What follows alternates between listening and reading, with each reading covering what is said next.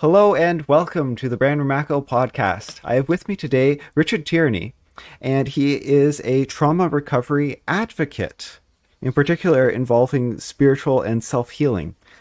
Welcome. Hello, Richard. Brandon, thanks for having me. Really excited to be here. Very simply, science tells us it's all about cause and effect. The cause is the past trauma memory, and the effect is how it manifests in our lives. Now, mental health professionals, unfortunately, know that they can't treat the past because it's in our history. So they treat how it manifests in our lives with the triggers, the nightmares, the flashbacks, and so on. And then they label these things as mental disorders such as PTSD and depression and whatever. And they treat these conditions. But these conditions aren't the problem. They're not the cause, they're the effect.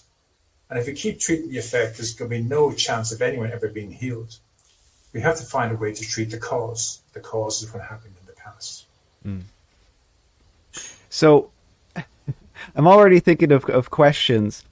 Good. I need as many questions as possible. Go ahead. So for example, the very first talk, or one public talk I gave in a big or health related talk, because I used to be a physicist, was at a trauma conference, or the trauma themed conference for children. Okay.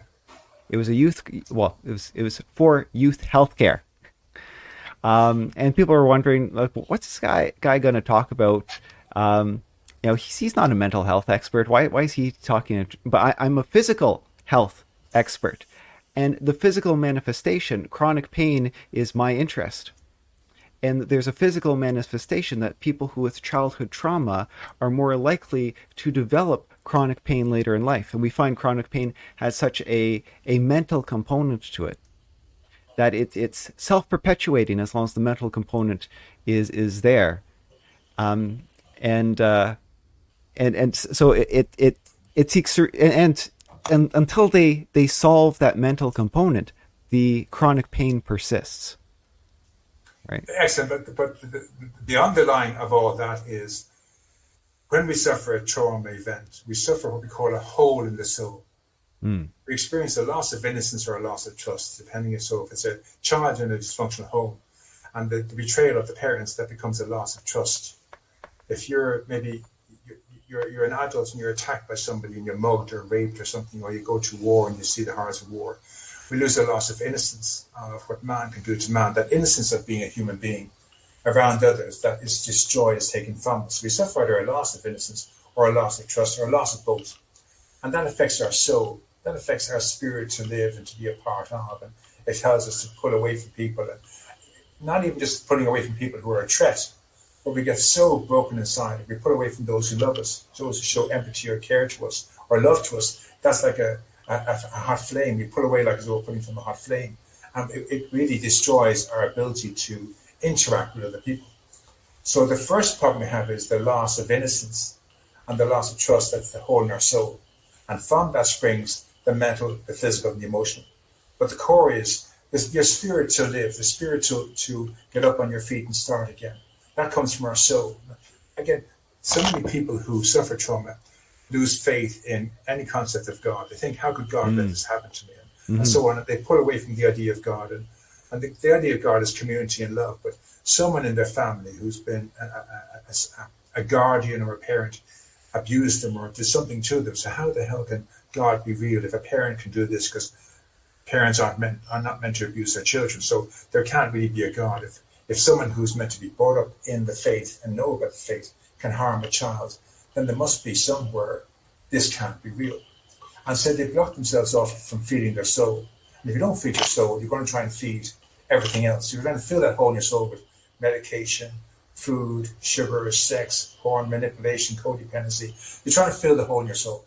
We're using everything out there we can find on this earth to do so.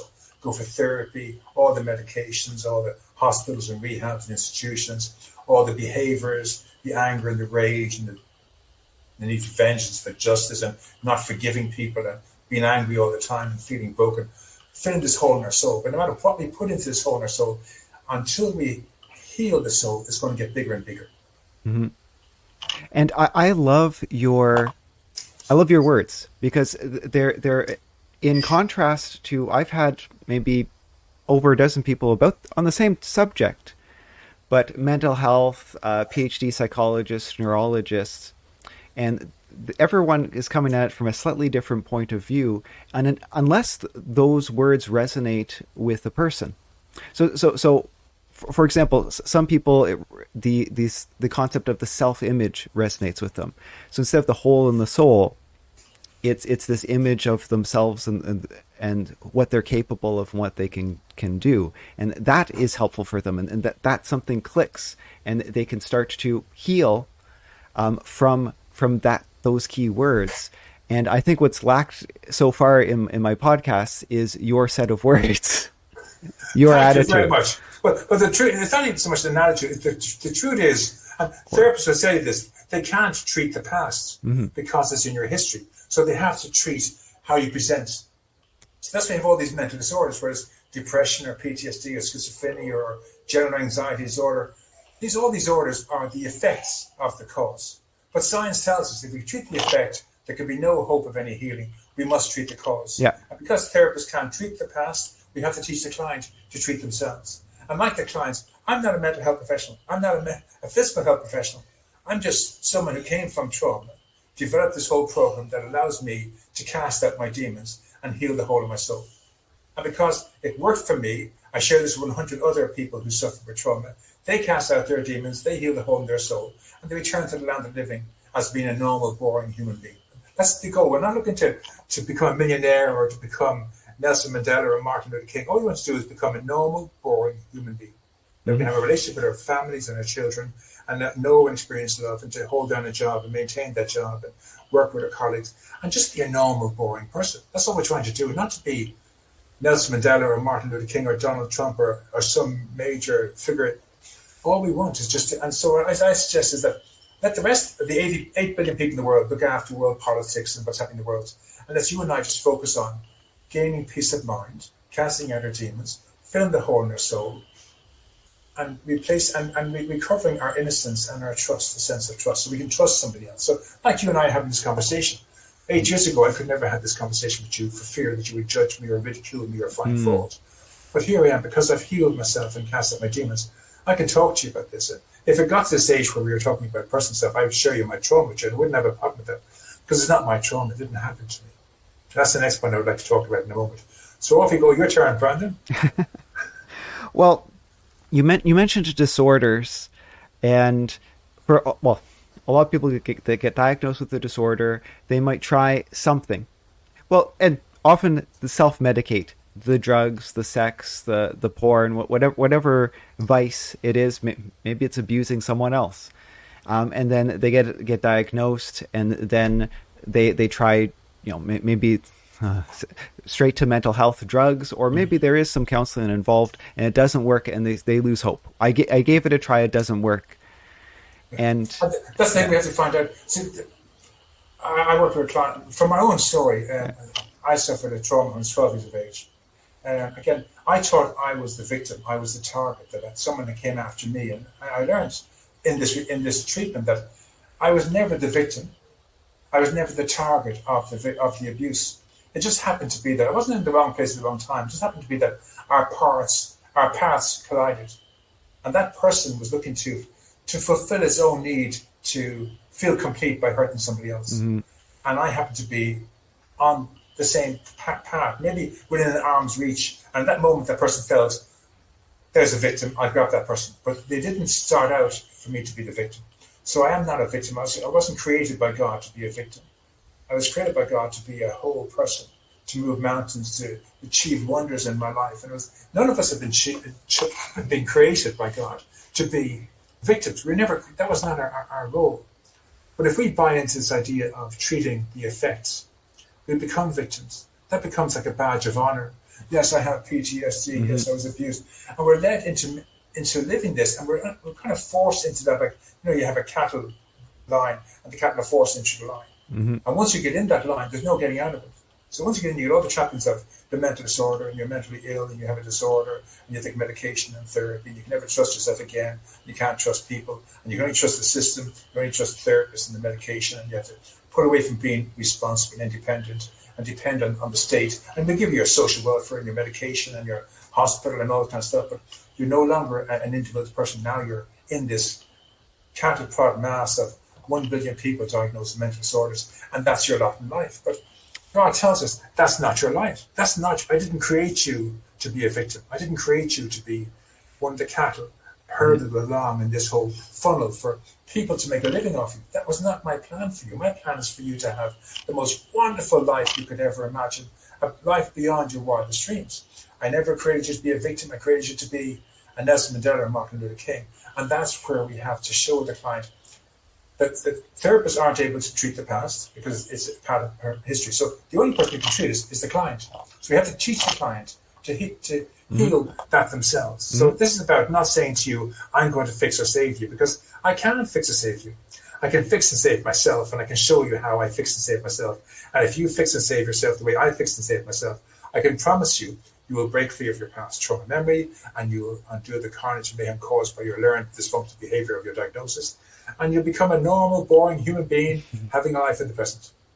So both you and I have similar missions seemingly in life. You know, I had chronic pain. I wasn't involved in healthcare, chronic pain, and I wasn't getting solutions because the healthcare system isn't designed to cure chronic pain. It's not designed to cure mental health illness.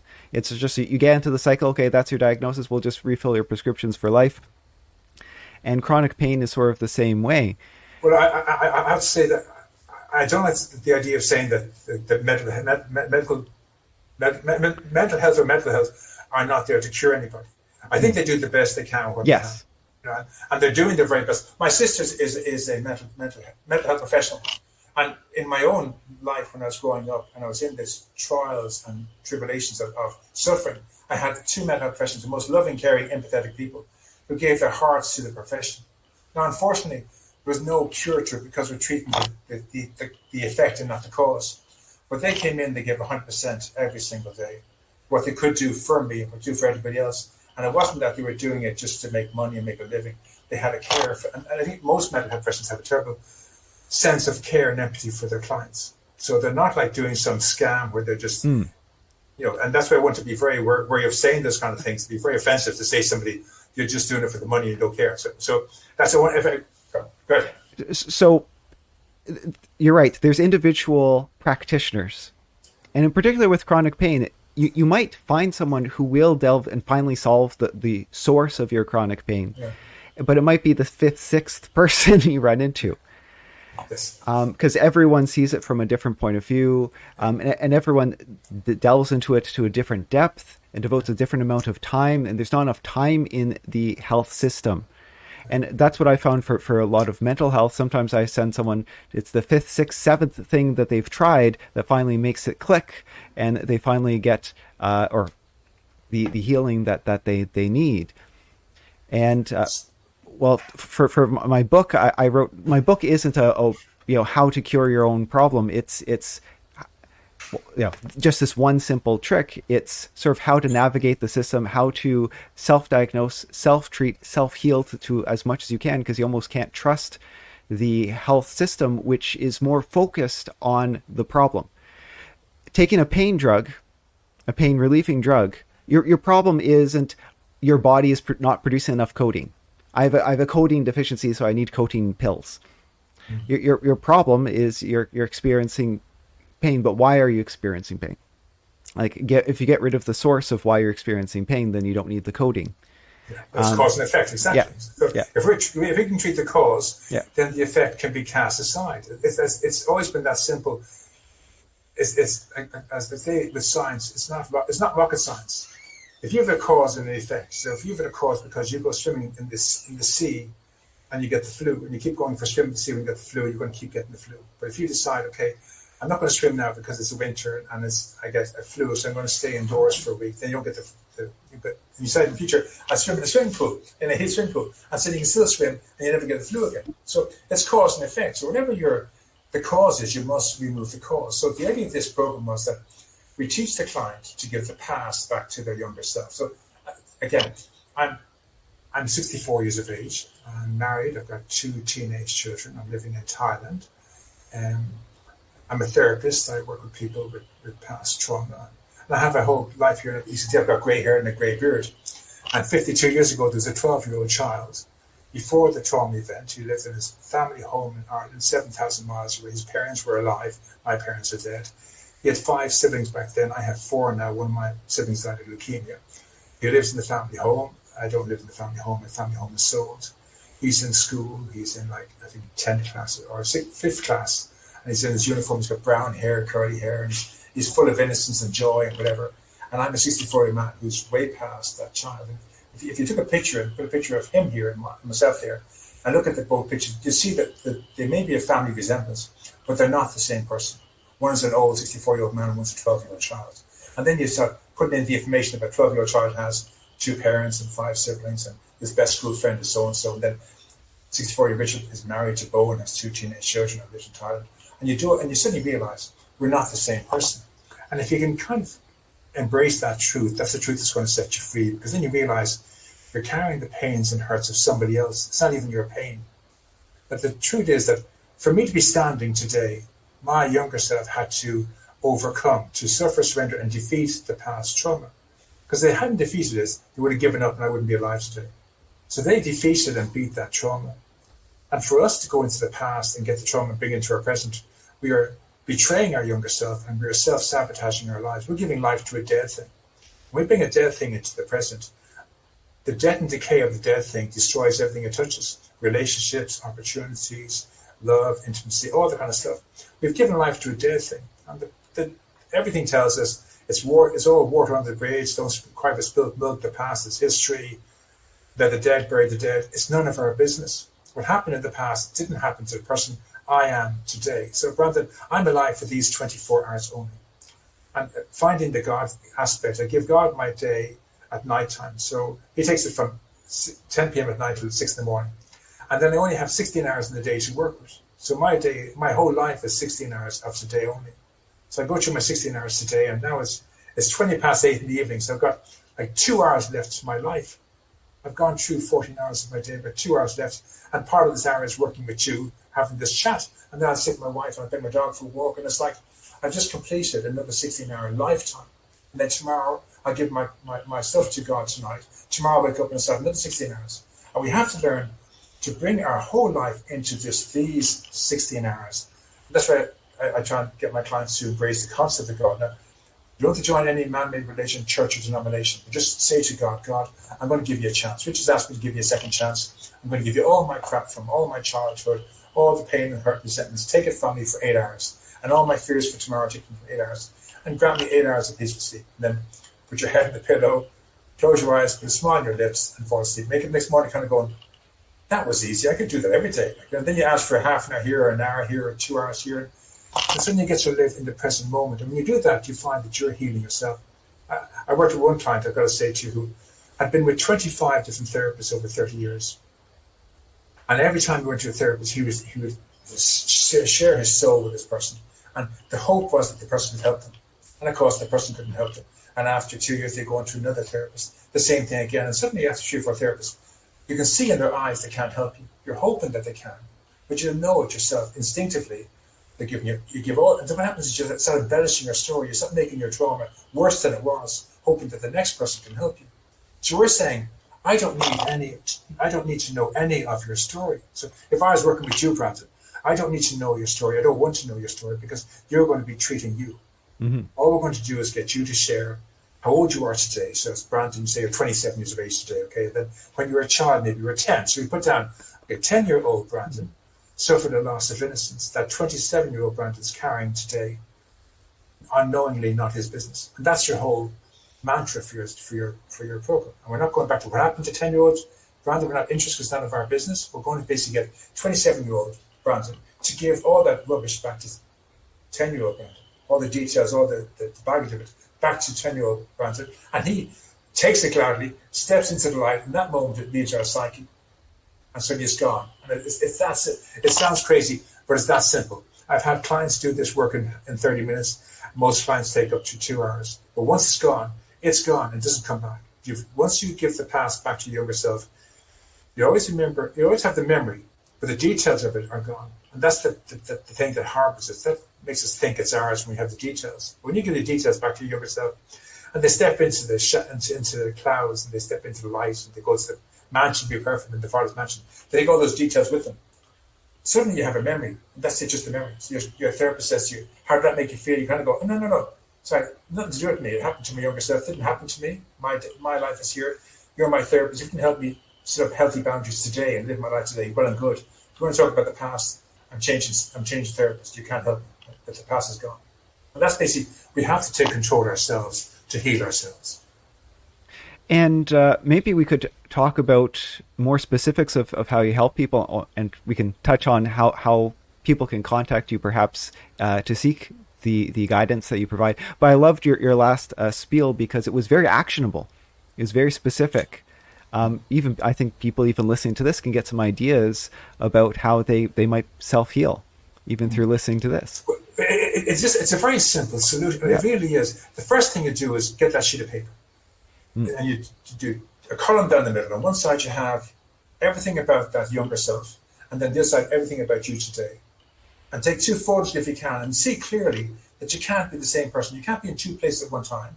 I can't be a 64-year-old man today and a 12-year-old child from 52 years ago. It's not humanly impossible. It's humanly impossible to be in two places at one time. Okay?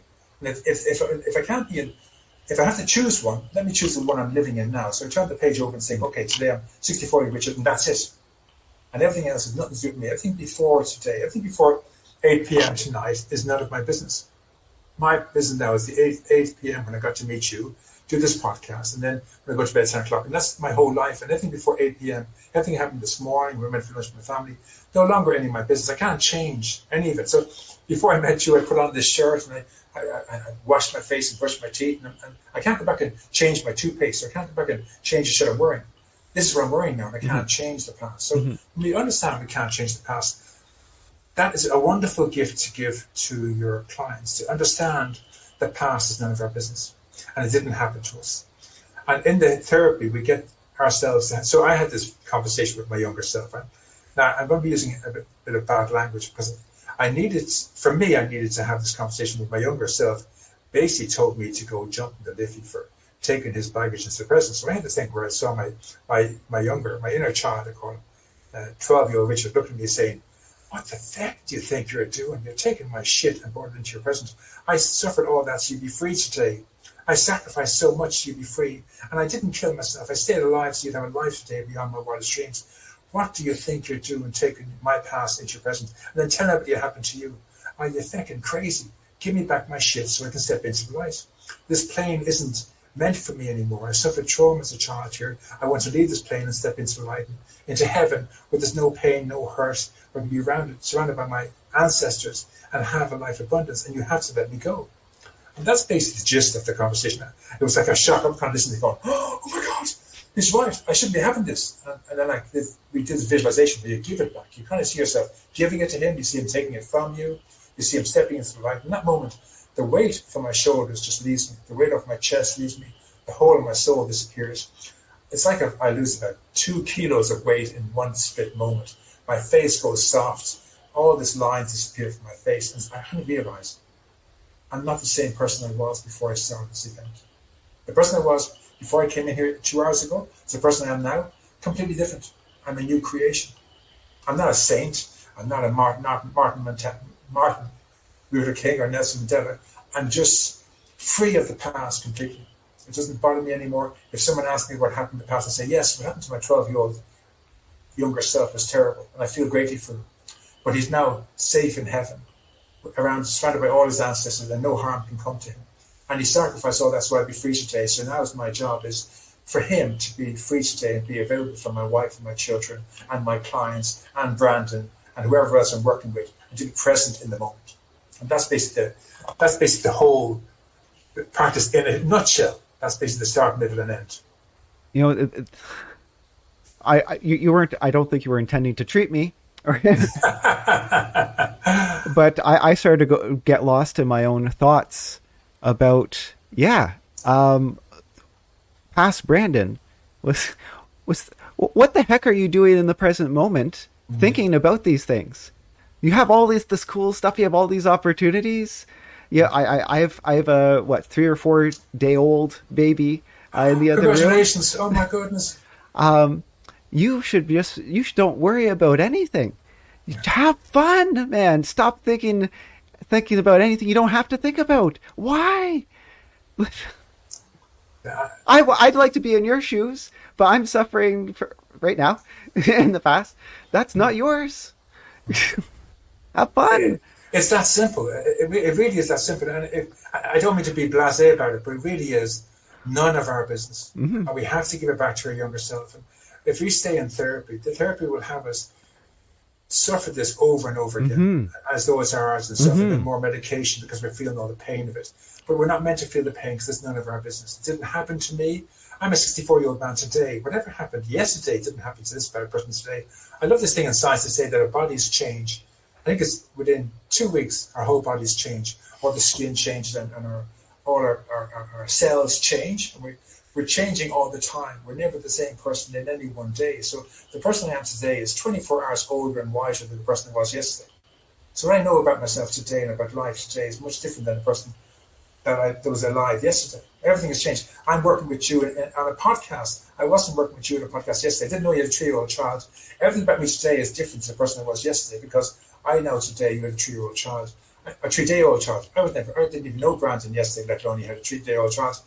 We're different people automatically. So as you get into this whole concept of being alive only in today, and the past is none of your business, and you may not wake up tomorrow, so now you can make plans for tomorrow, but tomorrow isn't your business today. Your business today is, again, and if you can embrace the idea of God, give him a second chance, at night time you say, God, take my crap from me for this 8 hours. All my fears and doubts and insecurities, resentments, anger, frustration, my childhood, all of it, fears of my in-laws or my wife or whatever's going on, or it's that time of the month my wife goes loop to loop. Take that from my headspace so I can practice self-restraint. I won't react to it. Just give everything and then go to bed and sleep for 8 hours. You wake up kind of going, this is freaking easy. I can do this. Don't go to church now. If church works for you, go to church. If being a member of a denomination works for you, join the denomination. If man-made religion works for you, do that. But for me, I don't do any of those three. I have a Bible. I read my Bible.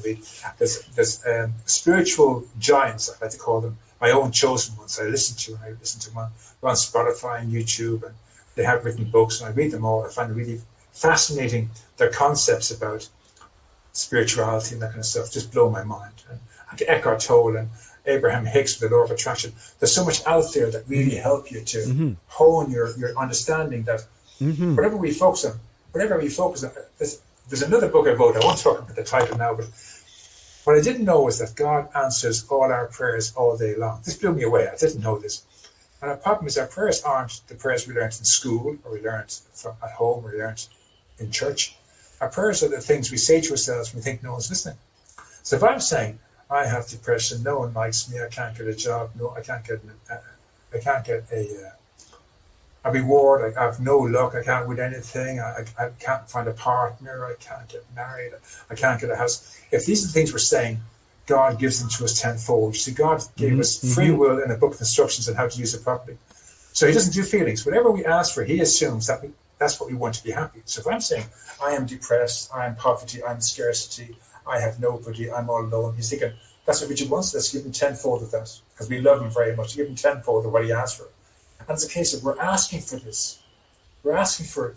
So our attitude, our outlook and perspective is, so I'm thinking, I'm broken, I have PTSD, I'll never be whole again, I'm going to be in the system forever, on medication forever, I'll never be able to trust anybody, I can't trust my wife or my husband or my mother or my father or my brothers and my sisters, I can never get a job and be independent, I'm a ward of the state, I'm broken, I'm hopeless. If they're the things we're saying to ourselves, we are our own worst enemies. They're the things we're asking God for, and God gives them to us. So we have to learn to, today you might just try this, you might say, okay, up until this morning, I believe I had PTSD, I was broken, and there's no hope for me. But after being on Brandon's show and listening to Richard, I've decided that right now I don't have PTSD, I'm not broken, I'm a wounded soul, I'm not broken, and there is hope for me, and I can have a life beyond my wildest dreams. All I have to do is just embrace the idea of giving God all my demons, letting go of my past, and living in these 16 hours. And from this moment forward, I'm going to live out this day for the rest of the hours until 10 p.m., free of the past. And that's your prayer. And let's see what happens. And you'll find as you say that prayer, even let my words sink into your psyche, you'll find you get peace of mind. You find for some reason all those thoughts you had before suddenly disappear. So, And what you've just done, and what he's done, just done, listeners, is he's basically like psychocybernetics founded modern psychology or mental health counseling in theory. And what you've just, but it's a self help book, and you've just done one of the first exercises for everyone.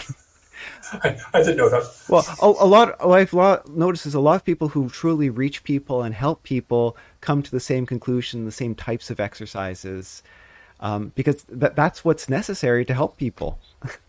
Yeah. But the whole thing, we have to empower our clients to heal themselves. Yeah. Because again, I can't fix and save you. I mean, I wish to God I could. There's a billion people out there diagnosed with mental disorders caused by past trauma memories. Yeah. And the whole world is getting them to keep treating themselves for the mental disorder and not remove the past trauma. Yeah. And if I could reach a billion people and say, right, just get rid of the past trauma, give it back to your younger self. And once it's gone, then you can do the second part of the program. So the first part is giving the past back. And once it's gone and you feel the release from your body, then we have to undo the learned dysfunction behaviors of the diagnosis. And they are learned dysfunction behaviors. When you meet your therapist and they say, how does that make you feel? And you say, well, it triggers me and it gives me nightmares. And they kind of go, they have a whole package for people who suffer with triggers and nightmares and flashbacks, different medications and therapies. And then they treat that. But again, so now you realize with the trauma gone, there's no longer any reason for any of the nightmares. The nightmares have left you, the triggers have left you, the flashbacks have left you. There's no longer any reason for humoring that state of mind. So you have to undo that. So there's a 12-step program. It's based on the 12 steps of AA. And I looked around to find if there's a 12-step program for trauma, and there wasn't. There was 6 steps, and there's 9 steps, and there's 8 steps, and 10 steps. There's no 12-step program. So I wrote a 12-step program. I contacted AA World Service, asking them would they approve if this is a 12-step program. And I was told you'd have to take 2 or 3 months for them before they come back to me. And in 3 days, I got an email back saying, yes, we approve of this. And suddenly, trauma recovery on the 12-step program was born, which is, again, we were talking before, I'm not a mental health professional. I'm no expert, and yet I wrote a 12-step program, which is, there's only about maybe 12 12-step programs in the world, for addiction and for drugs and whatever. And I've written one for trauma. Again, I'm not blowing my bugle, but it really feels good to be giving something back to society that other people have looked at and said, yes, this is worth having. So again, it's like the 12-step program. The first step is we're not a victim. And that's we have to understand, we were never a target. When we suffered abuse, whether it was at home with our parents, or our guardians, or we were in a war and we suffered the horrors of war and we're a veteran, or we suffered 9/11, or a young woman attacked and raped. We weren't the victim, we weren't the target. They actually didn't get that morning saying, okay, I'm going looking for Brandon Ramacko and I'm going to abuse Brandon Ramacko. It happened to be that your lines crossed, but you weren't in the wrong place at the wrong time. You weren't the victim, you weren't the target. It just happened. I love that. Please excuse my language, but I love that comment. Shit happens. Mm-hmm. It just happens. Mm-hmm. It just happened that on that day when you were abused, shit happened. It wasn't aimed at you. You weren't the target. It just happened that your lines crossed with someone who was highly dysfunctional and highly abusive and needed to act out, and you happened to be in the wrong place at the wrong time. Whether that is just as a veteran and something happened in the war that happened when you were there, but if it hadn't been there, it would have happened anyway. It wasn't about you. Mm-hmm. It never was about you. So the first step is we're not victims. So from this day forward, no matter what happens in life, no matter how bad it gets, and the boss, the company fires, they want to shut down, they don't want to reduce the numbers to make more profit, or my wife leaves me, or my kids say they don't want to talk to me anymore, or my dog runs away. They weren't running away from me. They were making a decision for themselves. And it happens to be affecting me, but it wasn't aimed at me. So the first step of this program is I choose never to be a victim again. When we make that decision, everything changes. Because we're not a victim of the past, not the future, or what our neighbor does, or our parents do, or we're just not a victim. So now we're in a different place of it's like a water a duck's back. The second step is we're never alone. So I got to come on to your podcast and have a chat with you. And thankfully, I have your audience have to listen to me. Thank you very much for listening. And my wife downstairs. And even the great one is my wife is a Chihuahua, and I'm the one who walks him 3 times a day. So I go walking with this Chihuahua in the leads. I'm 6'6". I'm like 120 kilos walking this tiny little Chihuahua in the leads. It's very funny. But I talk to him. So I just give this poor Chihuahua on a half an hour walk. I give him all my crap. I've been giving him, talking along, and he's like a dog, oblivious, but I'm giving it to him, and it feels as though I'm giving it to somebody I've been heard. And after the walk, I feel better. And then they talk about being out in the airport and you're going crazy and you see some stranger, you kind of go, I need to vent. I'm not giving it to you. I'm not asking you to fix or save me. But can I just talk at you for half an hour? And the guy doesn't speak English. He's Japanese. And he kind of goes, and just talk for half an hour at this person. You get up and you walk away. And it's like, hasn't affected him at all. You walk away and you feel like you've been heard. That's the idea in churches. They had confession boxes. You go in to talk to the priest and you confess it. We're part of the human race. The human race, we're meant to be a part of and not a part from. Are meant to confide in people. That's why therapy is so popular. If you go and speak to a therapist or a psychotherapist, a friend you pay for. Yeah, but even though you're paying for it, they're hearing you and they're hearing your side of it. Now, that could be just very dysfunctional where if they're only hearing your side of it and you're paying them, they're going to agree with you all the time. And you could be in a highly dysfunctional state of wrongdoing, but you're getting affirmations from the poor therapist who's nothing else to work on except what you're telling them. And so on. So there can be downsides to it, but generally speaking, we're not alone. So there's always someone you can talk to. And then there's so much resource. You go onto YouTube, there's so many YouTube videos of podcasts of gurus like Eckhart Tolle and Jordan Peterson, and they're all giving something that's really profound for a person to help them to deal with life. And Jordan Peterson's great doing these talks about what it is to be a man and how hard it is to be a man in this world. And you can just listen to him for 10 or 15 minutes. And then there's other guys, I could name them all, but they're all mine. They're not yours. I don't want to be telling you who you should follow. You'll find your own people. You'll find your own tribe. That's one thing I want to say is we have a tribe. It may be that when you grew up in your home, your family were all high achievers, success-driven sports people, and you're a nerd or a geek or you're a bookworm. You love computer games and you love being on your own and really keep it to yourself, and you never fit in family. And when you went to school of high achievers and success-driven sports people, and you never fit it in. You always felt as though you were a square peg in a round hole. And then you leave school and you get a job somewhere, and suddenly you find your own tribe. You find a tribe of nerds and geeks and bookworms who would like to be on their own. And when you find your tribe, you'll fit right in. You will feel like, oh my God, this is like, I didn't know where this was, but I found my tribe. And that's what we're all looking for is our tribe. And it may not be your family of origin. There's nothing wrong with your family of origin. They just happen to be high achievers or success-driven, but you're a nerd.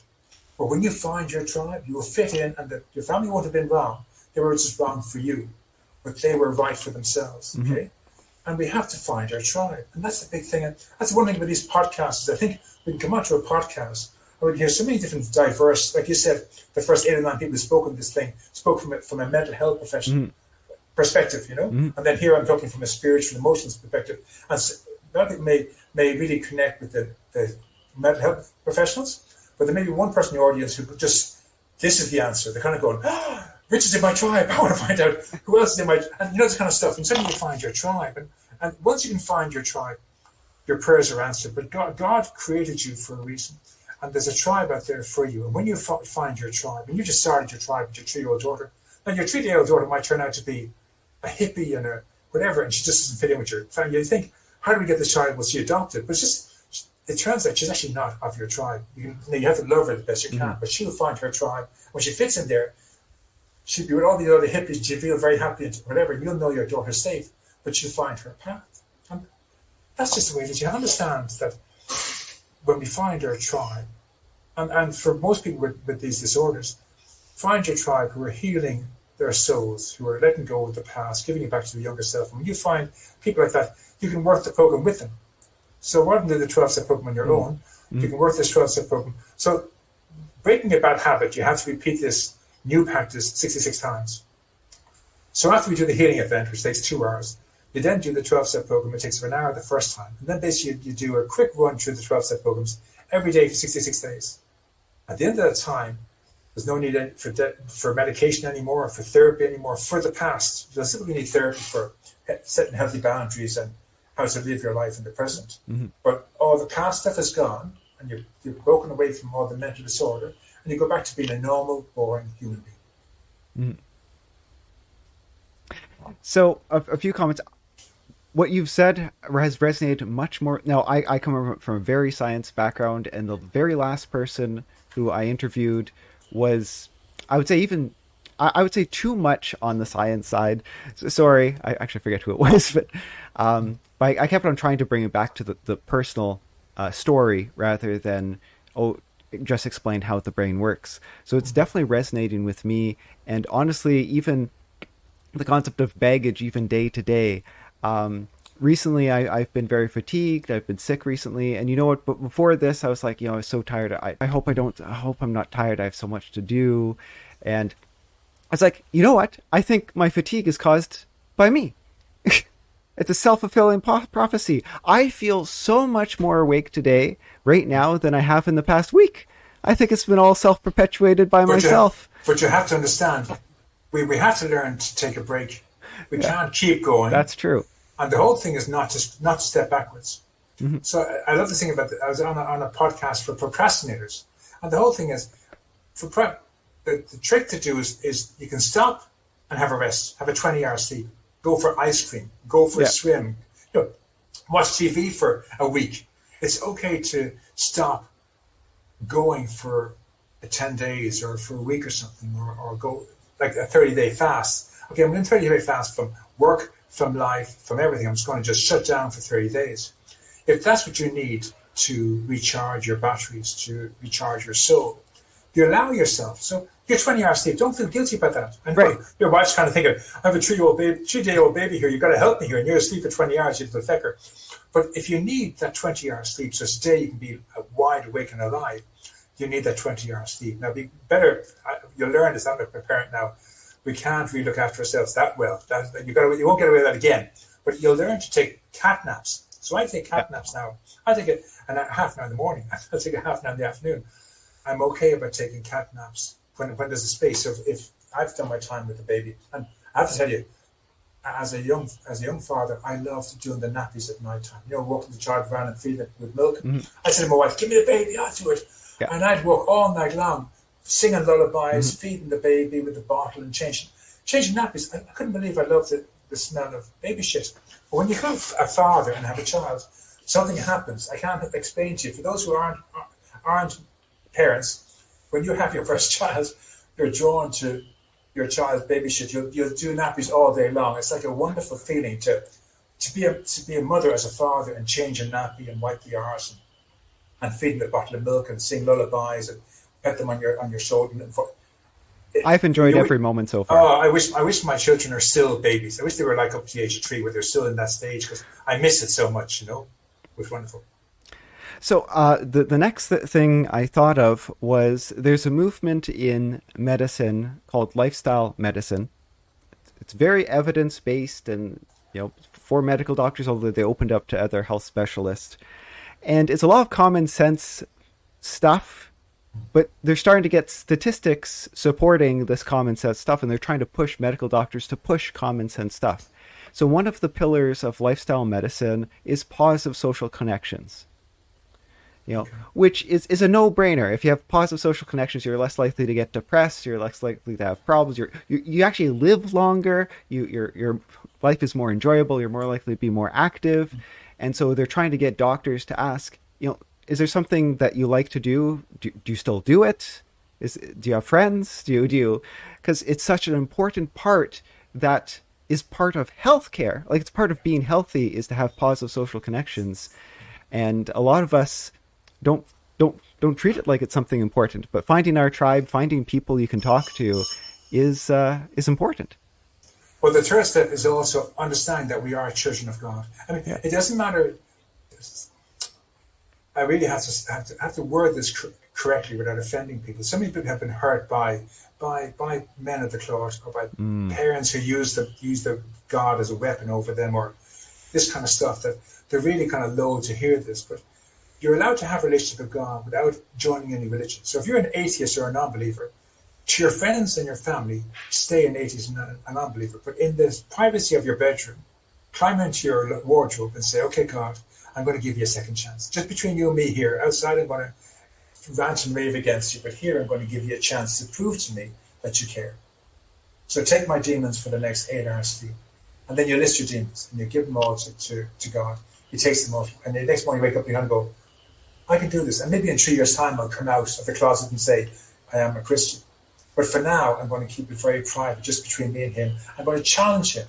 I'm going to challenge him to show me every day that he cares. And that's what you have to do. And as long as you challenge God to be in your life, He will prove to you how much he loves you. And again, you can, outside with your friends, you can be an atheist, you can be a non-believer, you can be an agnostic, and you can never go to church or whatever. But in the privacy of your room, close the curtains, no one can see you, lock the door, no one can see you, climb into the wardrobe if need be, or the closet, and say, God, okay, I've got a date this afternoon and I'm petrified I'm going to show myself up. Please take my demons from me, quieten the voices in my head, so I'll just be civil and I'll get through this date. Get me through from now, it's 2 p.m. now, I'm meeting the girl at 3 o'clock and it's gone about 5. Get me home 6 o'clock without throwing up or making show myself. Thank you very much. And you go off to a date and you have the most wonderful date. You kind of go, what happened? Like, how did that happen? And it's that simple. So they have nothing to lose, right? Yeah, exactly. That's the whole thing. Giving God a second chance, you have nothing to lose. Do it privately. Don't let anyone know you're doing it. Honestly, if you're in a tribe of atheists and agnostics and unbelievers, in your tribe, you remain an atheist and agnostic and unbeliever. But in the privacy of your room, lock the bedroom door, close your curtains, climb into your wardrobe and no one see your closet and say, okay, God, I'm going to challenge you. Give me 8 hours sleep. Okay, God, give me 3 hours for a date. Okay, give me 2 hours for an interview. Okay, give me 30 minutes for my commute to work. Whatever it is, you just say, God, give me my freedom. But you have to give him whatever's in your head. So you have to make a list of whatever's in your head and say, my anger at my wife, frustration of being an early father, not being appreciated like the great person I am, and my boss. And you have to name the people and say, these are all the things that trouble me. I give them all to you. So your past, your children, your childhood, your parents, the war, whatever happened in the war, give it all to him. Take it all from me now so I can have a clear mind. And then if you have a clear mind, because we've given us all away, we can sleep. But as long as it's running around in our head, there's no sleep. We're tossing and turning and nightmares and flashbacks. So they give it all to him for the 8 hours, or maybe 6 hours or 5, for something different to what you normally have. Not 5 hours sleep. Give me 5 hours sleep, Lord. I love 5 hours sleep. And then you can wake me up at 3 in the morning. I don't mind, but give me from 10 till 3 or 5 hours deep, peaceful sleep. And you're going to go, I'm going to ask for 8 the next time, or I'm going to ask for 7. And just, so what I'm saying is the third step is to give God a second chance. And I just said, no need, never know. You can deny that you're giving God a second chance, but in privacy, give him a second chance. You have nothing to lose doing this in private where no one sees you, but you've got so much to gain. And it'll help you realize you're not alone. And once you experience the first miracle of peace of mind so again, the miracles, again, I'm big into miracles. I can't change water into wine. I can't cure the sick, or I can't raise the dead, or I can't heal the blind. But I can give myself peace of mind for 5 minutes. Yeah. I can give myself peace of mind for 3 minutes. If I do that 20 times, that's an hour. And that for me is a miracle. I used to remember thinking, if I can get peace of mind for 3 minutes, if I can shut down the rat brain and the crazy voice in my head, if I could just quieten down for 3 minutes, that would be a miracle. And then I found that I could do 24 hours. Where I would do 23 minutes. I do 3 minutes, get peace of mind, go, okay, give me another 3 minutes, Lord. And suddenly, I'd be kind of going, that's half an hour, that's an hour, that's an hour and a half. So then I'd ask for 12 minutes, or I'd ask for 20 minutes. And just by doing this, I would get peace of mind. So the miracles I talk about is peace of mind. That's the only thing we ever want, is to be a normal, boring human being with peace of mind. We're not ruled or defined by the past or the future, or what Brandon thinks of me, or what Brandon's audience thinks of me.